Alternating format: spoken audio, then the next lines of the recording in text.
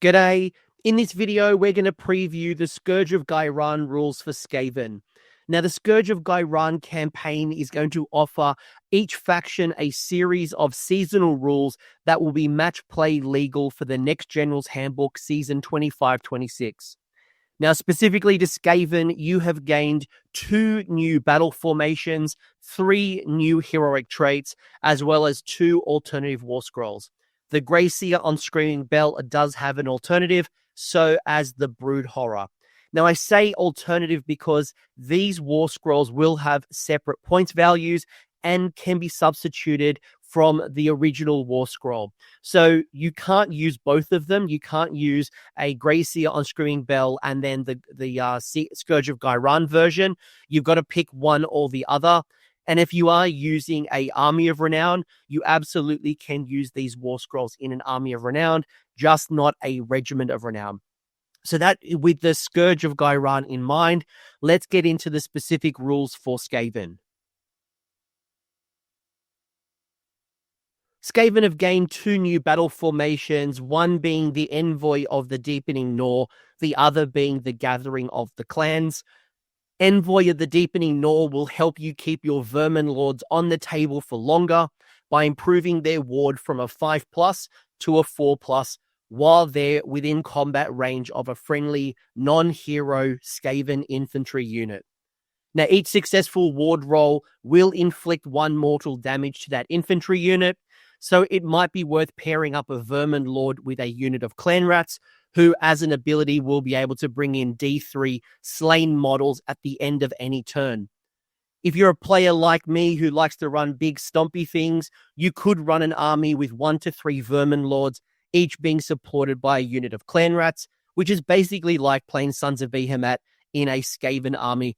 Although you do obviously have other infantry unit, it's just, I guess, the value of the more models and the returning, which is where the draw comes in with the Clan Rats. Alternatively, you could be looking at the other new battle formation, which is Gathering of the Clans, that adds even more movement shenanigans by triggering additional redeploys from a single command. Once per turn, you get to pick 2 other friendly Skaven units that aren't in combat and wholly within 13 inches of the original recipient of the redeploy command.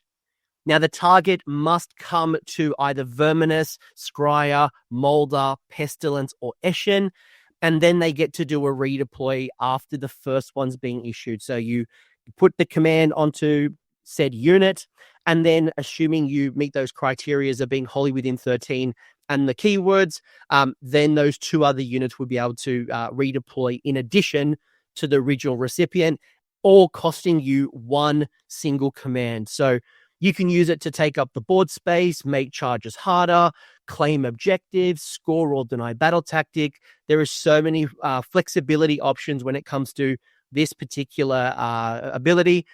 I absolutely love both of them, to be honest. And I love them because they bring different unique play styles for those players who aren't going all in on Scryer or Molder or Pestilence. You know, this is going to reward certain builds, whether it is you love your Vermin Lords, you want a bit more shenanigans on the table and a little bit of a mixture, or you go all in. And if you don't like them, you've still got your Warp Cog, your Menagerie, your Claw Horde, etc., etc. So you don't have to choose them. They're just available as an additional option. Looking at the heroic traits, Skaven received 3 new heroic traits to choose from, in addition to the existing ones being Scurried Away, Skilled Manipulator, and Short-Tempered. Devious Underling is an interesting trait that's going to reward smaller health characters like your Warlock Engineers, your Arch Warlocks, even your Grey Seers on foot.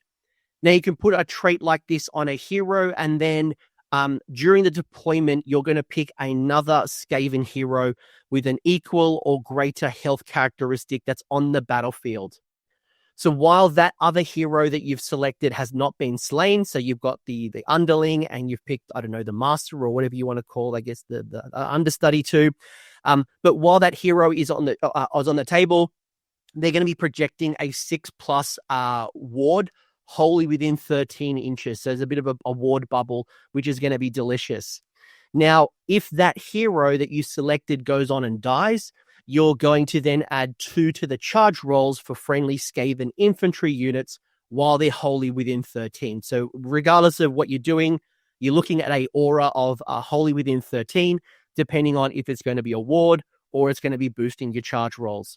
Now, you could potentially use this to protect your shooting units, so things like your Jezzails or your rattling guns to have a ward for them. Or you might be a little bit more aggressive here and support your Storm Fiends and your Rat Ogres and keep them around a little longer with that ward, or potentially go in and, I guess, kamikaze and try to get those charge bonuses.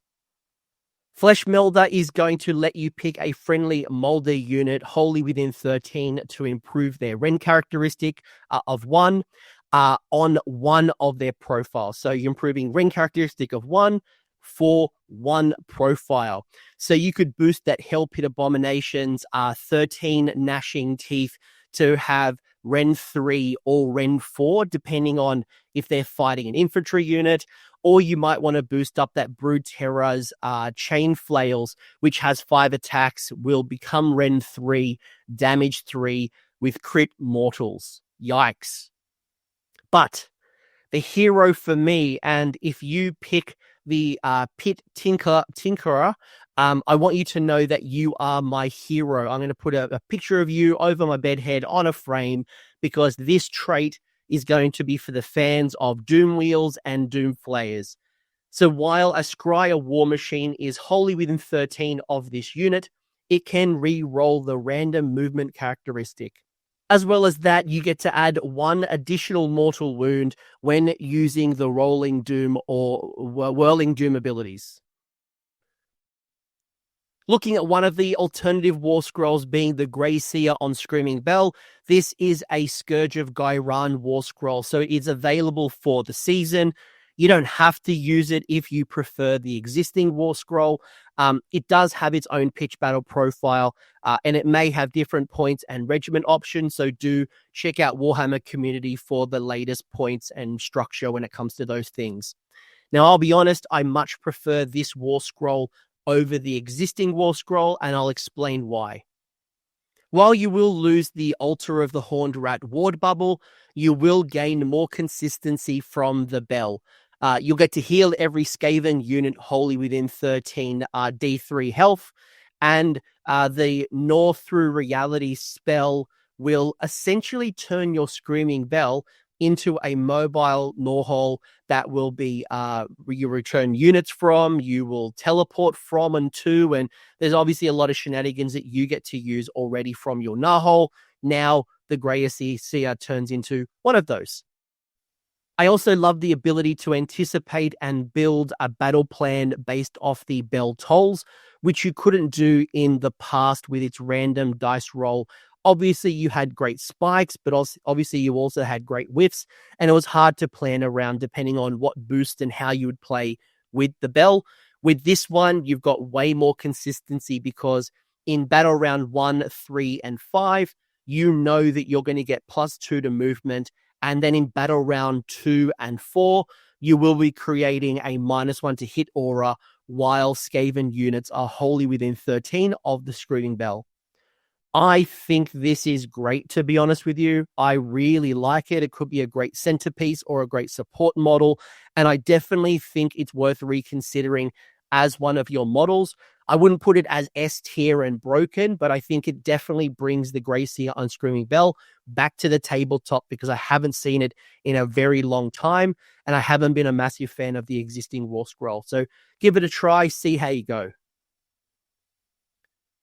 The other alternative War Scroll is the Brood Terror, which you can use instead of the existing one, which I think most of you, if you're going to take a Brood Terror, will be jumping to this new Scourge version, because I know when I did the previews, I've been pretty uninspired with the Brood Terror, and if the points were similar or I had a little bit extra, I think you would always go the Hell Pit Abomination in that Molder build instead of the Brood Terror. But I think this alternative War Scroll has certainly bridged the gap between the Hell Pit and the Brood Terror, and I'll explain a little bit why.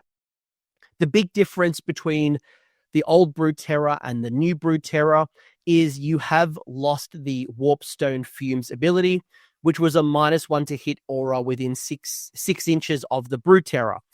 But I think by losing this particular ability, it has gained more value through other things like Lender Claw.